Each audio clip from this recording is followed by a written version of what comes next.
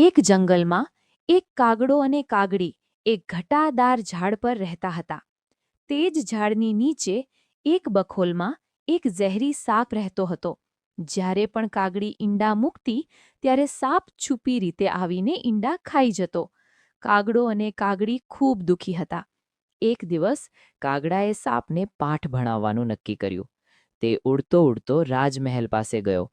ત્યાં રાજકુમારી સરોવરમાં સ્નાન કરી રહી હતી અને તેનો કિંમતી સોનાનો હાર કિનારા પર રાખેલો હતો.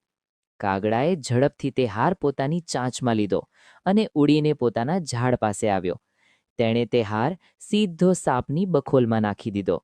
રાજકુમારીના સૈનિકો કાગડાનો પીછો કરતા ત્યાં પહોંચી ગયા. જ્યારે સૈનિકોએ બખોલમાં તપાસ કરી ત્યારે સાપ ફેણ ચડાવીને બહાર આવ્યો. સૈનિકોએ સાપને મારી નાખ્યો અને હાર લઈ લીધો. આ રીતે કાગડાની ચતુરાઈથી સાપનો ત્રાસ કાયમ માટે દૂર થઈ ગયો. Please like and subscribe.